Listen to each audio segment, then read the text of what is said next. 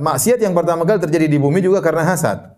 Kisah antara Qabil dan Habil, dua anak Adam. Kata Allah Subhanahu wa taala, "Watru alaihim naba'a bani Adam bil haqqi id qarraba qurbanan fatuqabbala min ahadihima wa lam yutaqabbal minal akhar qala la aqtulannak." Bacakanlah kepada mereka tentang kisah dua anak Adam yang mereka berdua ini menyembahkan korban kepada Allah. Maka salah satunya korbannya diterima, yang lain tidak diterima. Akhirnya yang tidak diterima hasad kepada yang korbannya diterima. Karena begitu dia hasad kepada saudara kandungnya ini yang korbannya diterima, saking hasadnya dia berkata, "La aqtulannak, sungguh aku akan bunuh engkau." Bayangkan hasad mengantarkan dia sampai nekat membunuh saudaranya sendiri. Dan itu terjadi. Akhirnya Qabil membunuh Habil gara-gara hasad. Tidak usah jauh-jauh, anak-anaknya para nabi.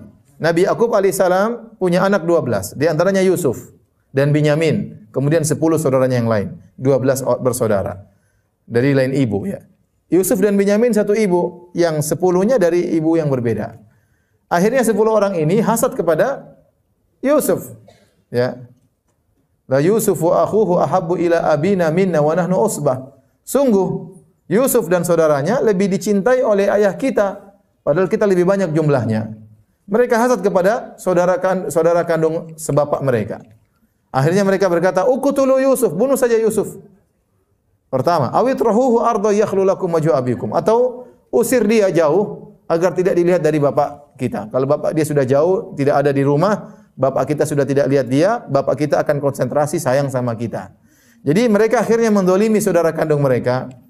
Tadinya mau dibunuh enggak jadi, akhirnya dibuang, dimasukkan dalam sumur. Padahal Yusuf masih kecil waktu itu. Kenapa? Karena hasad.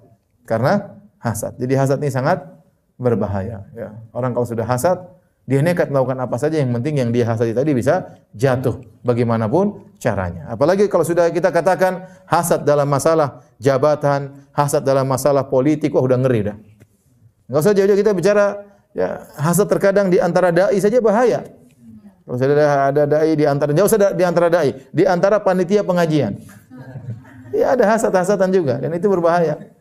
Kalau hasad itu mengantarkan kepada ya udah akhirnya mencari-cari kesalahan yang lain, tidak memberi udzur kepada saudaranya, merendahkan yang lain, tidak menghargai karya orang lain, tidak menghargai kegiatan orang lain. Ini semua karena hasad. Makanya wajar jika akhirnya Al-Hafidz Ibnu Hajar membawakan akhlak yang buruk yang pertama adalah apa? Hasad. Karena sangat berbahaya.